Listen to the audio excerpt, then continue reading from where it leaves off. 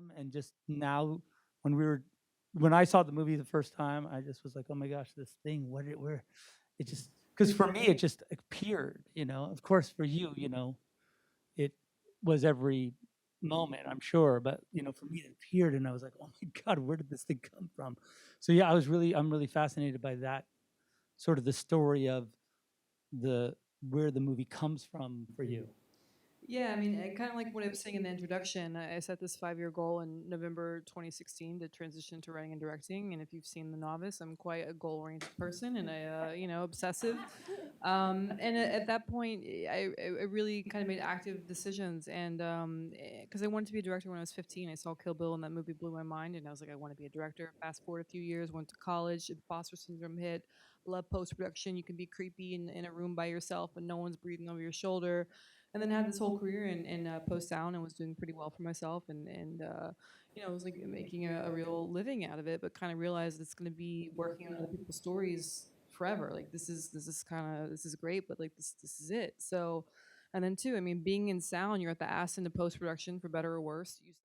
And then too, I had this really unique education of seeing you and other directors I worked with interacting with actors and how you guys are on the mix stage and how you're the creative vision and all the kind of problems and really absorbing all of that. So, and this is a classic. I researched kind of first films of directors I really admire and the scope and the scale and the budget. And it's the cliche, I mean, write what you know, write the story that only you can tell. And there aren't really a lot of rowing movies, and I think that's for a couple of reasons. One, shooting on the water is a nightmare, which perhaps we'll talk about. But two, rowing is really beautiful and graceful, but how it feels to be in the boat is you feel like you're dying. And I wanted to evoke that kind of experience. And so I was a collegiate rower, something I did kind of by chance.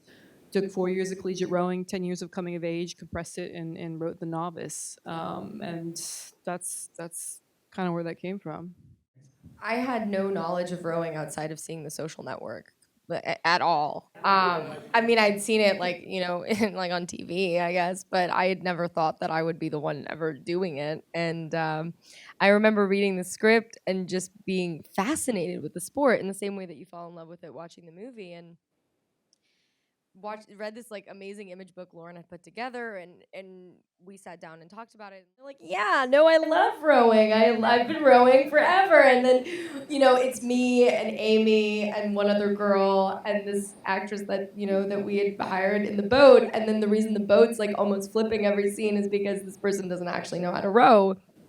And so, I started training for the film basically after Lauren and I first met. I was waking up at 4:30 in the morning and driving to Marina Del Rey, and I was rowing for 3 hours, and then I would have like a 30-minute break to nap for 15 minutes and stuff some food in my face, and then I would be back on the water for another 3 hours. And Lauren said this is not a sport that you can pick up in a week. This is not a sport that you can just like pick up and do. This is going to take a lot of like dedication and effort. And so we had 6 weeks where I was training for 6 hours a day on the water with a rowing coach, and then I was driving in rush hour traffic in the morning, eating my second breakfast, driving to West Hollywood to go lift weights for an hour, 4 times a week. And so I really kind of like transformed in the same way that you watch the movie and it really helped me kind of get into my character. It really was like the entry point, I would say.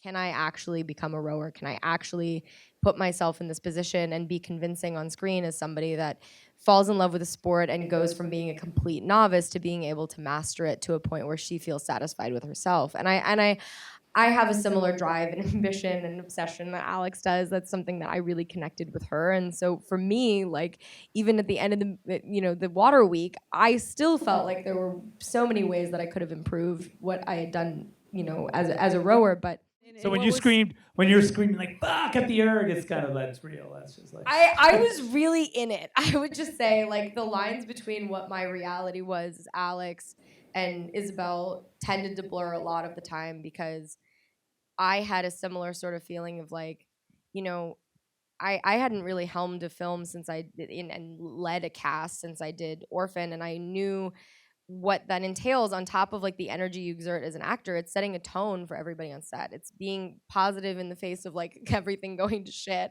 And it's like, oh, if Isabel's smiling, then I guess things are okay.